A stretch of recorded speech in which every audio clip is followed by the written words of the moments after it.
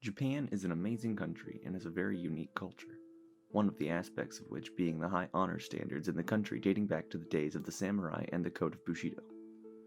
This standard of honor has played a role in the tragic high suicide rate that has plagued the country for the better part of 30 years. The suicide rate in this video will be examined from a readiness to die theory perspective of death and dying, specifically the person ready, body ready aspect, which says that the person is both physically ready to die and mentally they are ready to accept death. To begin, we will examine a brief history of honor deaths in Japanese society. Honor death in Japan, known as seppuku or harikari, is a form of ritual disembowelment traditionally relegated to the role of the samurai warriors of old. Seppuku dates to the Heian period of Japan.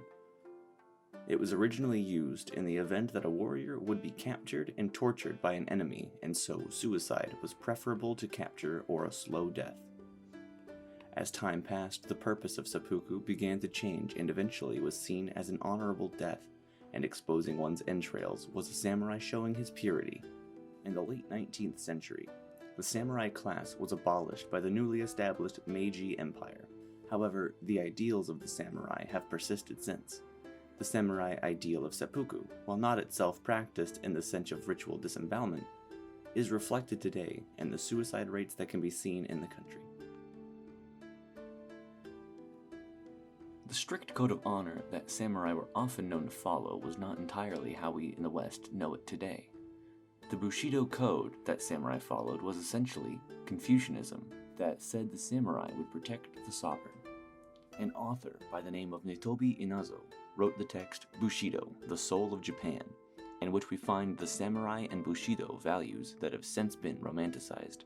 The book aimed to help Westerners better understand and learn about Japan, and while it is not entirely inaccurate, it does provide information that is somewhat misleading about the samurai.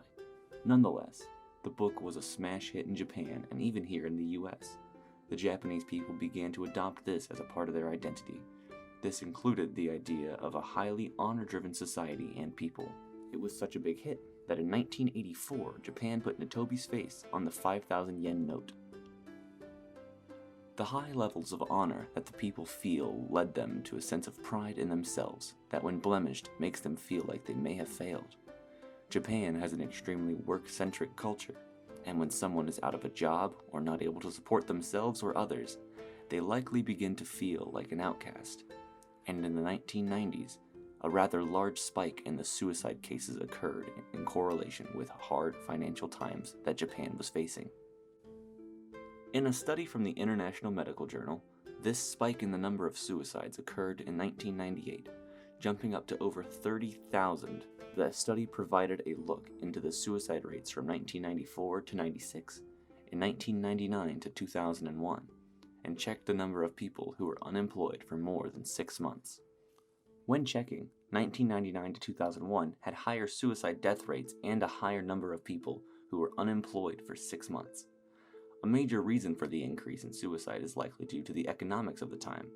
The 1990s in Japan was a decade of economic stagnation, whereas the 80s were a booming and successful period for the country.